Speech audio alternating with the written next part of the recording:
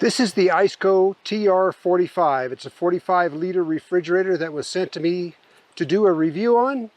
And we started out testing it at home, and we've taken it out on a trip, and we're ready to tell you how it worked out. Stick around.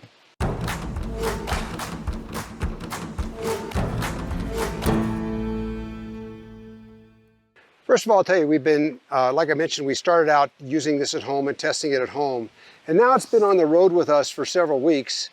And we've had a chance to use it every day, listen to it at night while we're trying to sleep, and we're ready to give you a report on it. Let me start by telling you that it weighs 39.7 pounds. When it's running, it's rated at 55 watts. It'll run on 12 volt or 24 volt. And it seems to be well insulated because it's not using much juice at all. Well, let's get into that.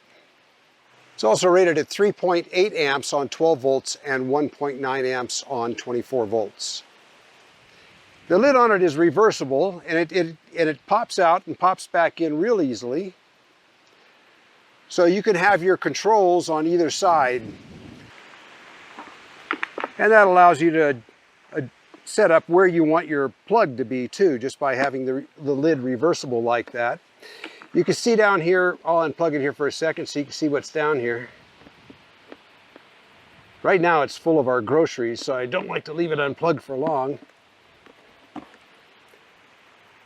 It's got the same plug that all refrigerators do that I've been able to lay my hands on. It's got a 15 amp fuse right here, so it's got its own fuse circuit and easy to change this fuse should something happen. It's got a 3-position switch over here. And it is rated, 1, 2, 3, and it depends on if you're running it off of a lithium battery, a deep cycle battery, or an automotive lead acid battery. And that will tell you which of these 3 positions you need to run it on. The purpose of this switch with the 3 positions on it is to protect whatever battery it is that you're using to run this refrigerator. For example, on the number 1 position here, that's for a deep cycle battery. It'll turn this refrigerator off if that battery goes down to 11.1 volts. It'll turn the refrigerator back on again if that battery comes up to 12.4 volts. The number 2 position in the middle is for your car battery. It'll shut the refrigerator off at 11.5 volts and turn it back on again at 12.8 volts. Now 11.5 volts, that's going to damage a car battery. But if you just happen to forget and leave this refrigerator on, at least you'll be able to start your car and not be stranded wherever it was you were having a picnic with this refrigerator. On the number 3 position down here, that's for lithium batteries and lithium, solar power, solar generators and, portable power units with lithium batteries. That'll turn this refrigerator off at 9.6 volts, and the refrigerator will come back on again once that voltage goes back up to 10.9 volts, like if you're running it on a solar panel and you get a little charge in there again. So that's the purpose of a 3-position switch. Now let me plug this back in again and keep my groceries cold.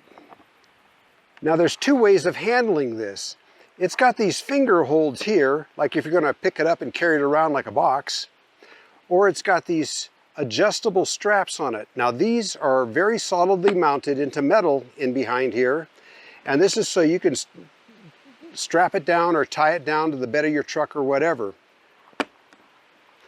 They serve another purpose too. Now you'll notice that there's another strap over here on this side, and then these wheels. These wheels are really heavy duty. They're small, so they're not going to roll on gravel very well or dirt. But for getting it out of the back of your truck or for going down, on sidewalks and things like that, these are very heavy-duty wheels. They're pretty nice. So by picking up the strap on the other side, you can tote this around.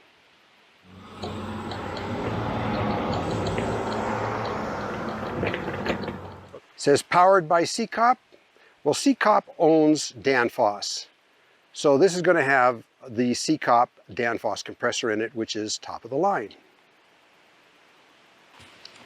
This can be run as a refrigerator or a freezer. You can run it from -10 Fahrenheit up to 50 Fahrenheit. And for you people in Europe, let me go around and grab my sheet here because I've forgotten. That's minus 18 Celsius to plus 10 Celsius. And also, it weighs, for you Europeans or Canadians, it weighs 18 kilos. Inside here is 2 compartments. There's this compartment here, and the smaller compartment over here, you can see all my groceries and stuff. This runs about 10 degrees cooler than this. Your refrigeration coil runs around this area over here, and then the cold air bleeds over the top into this area over here. So this is good for butter and fruit, cheese, things like that. For Linda and I, being on the road, we found that this size works very well for us because we usually get groceries about every 3 or 4 days. So for the 2 of us, this is working out very well. Let me lift the basket out and you can see what size it is visually.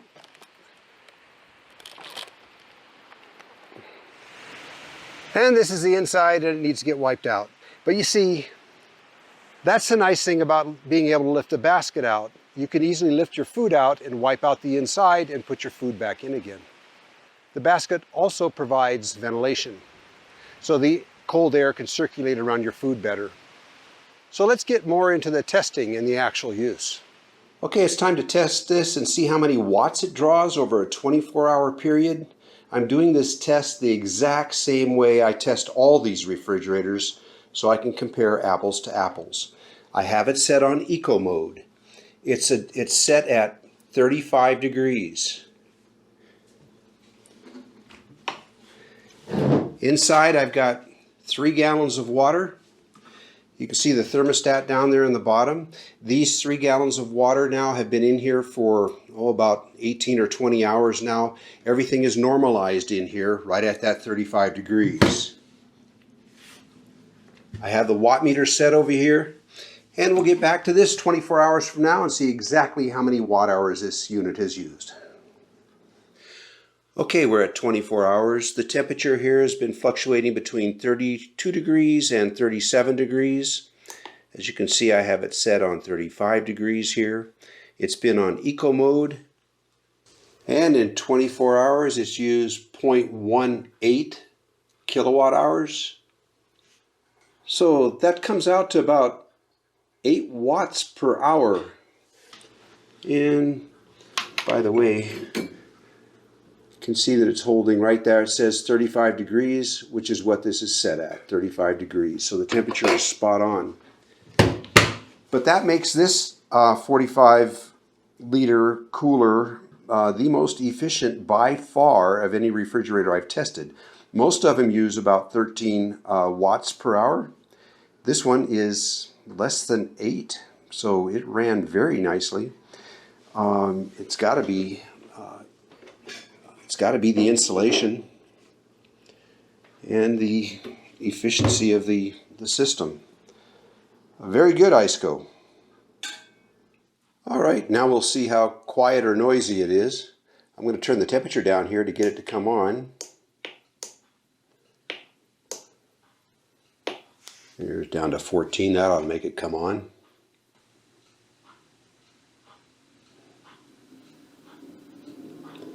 First the fan comes on, and then after 20 seconds the compressor kicks in.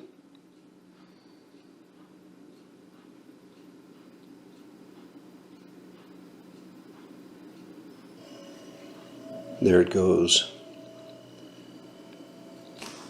Okay, so now it's on eco mode. I'm going to set this approximately 6 inches back.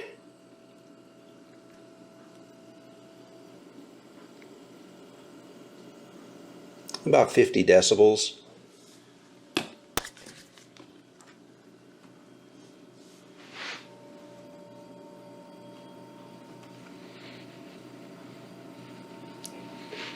Same on this side, about 50 decibels.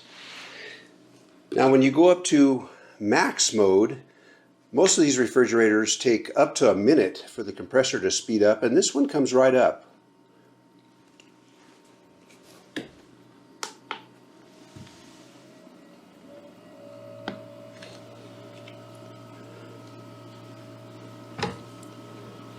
So now it's up on max mode.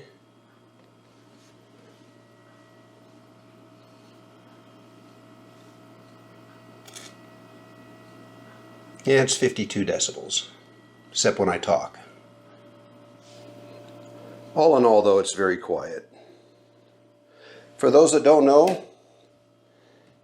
you would use it on max mode. Usually if you have it on freezer, if you got it set down to the lowest temperature, you may need to leave it on max mode until it gets really nice and settled in. Then it may run on eco mode.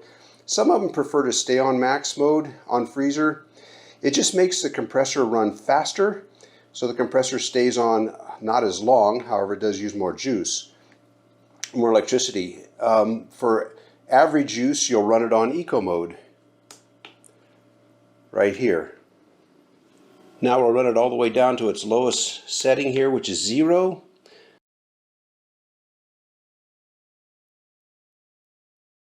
I'm going to put it on max mode to get it down there as quickly as I can. Okay, it's down to 0 here. And the inside temperature here, which is sitting a few inches off the bottom, is 0.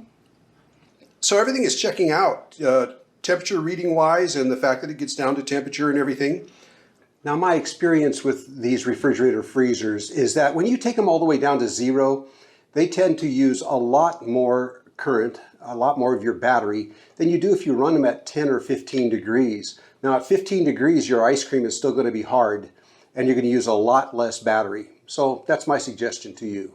Well, even though I tested this at home to see what the average wattage was and the watt hour use, I'm going to go ahead now and do this in a real life scenario. The reason I do that at home is so I can compare apples to apples, this refrigerator to others that I've tested. But now we're going to go ahead and do this one straight off this Blue Eddy over here. This Blue Eddy is at 100% charged right now. See, right now the refrigerator is on, it's drawing 46 watts, but we'll see what it averages over a 24-hour period. Now it's hot here. It is 90 degrees and probably about 100% humidity here in Nebraska. But we're going to let this go for 24 hours and just see how far it draws down. Now it's not going to be accurate, but it's going to be in 20% increments here because of how these Blue Eddies read. But it ought to give you a pretty good idea how long you can run a refrigerator under these conditions. Now it's hot, now it's different. It's loaded with groceries. We'll see how it does. Well, it's been a little over 24 hours. And everything's fine in here, running just fine. What we've used here, and I know this doesn't read exact, but it's showing that I've used 40%. Now 40% of 716 watt hours available out of this is, I think, 286 watt hours, and that equals right around 11 watt hours per hour. So what it did, now even in this 80, 90 degree temperatures, it still is only using 11 watt hours per hour. That's really good. So out of a 716 watt hour power unit, like that Blue Eddy EB70, I can expect to be able to run this for about 2 days. And the control panel here, this is not touch screen, so you can't accidentally change your temperature settings. I do that all the time on the ones that are touch screen. You know, you reach across here to get something in a couple seconds. But if you're reaching into the refrigerator and grabbing some stuff, I have changed the temperature on mine. These are actual buttons. See me change, this one changes from eco to max, like that. This is your power button, just like a button. So instead of being a touch button where you would actually touch it and hold it for 3 or 4 seconds, because this is an actual button, you can just push it and turn on and off. On the temperature up and down over here, the first time you push it, it tells you what it's set at, and it's set at 33. The second time you push it, you actually start changing the temperature up and down. So it's actually pretty simple stuff.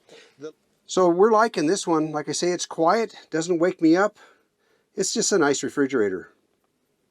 Okay, this ICECO refrigerator and all ICECO refrigerators are not the cheapest ones on the market. They're kind of in the middle. If you look, there's kind of like the entry level, starts at about 320 bucks for 45 to 55 liter. This is 45, right?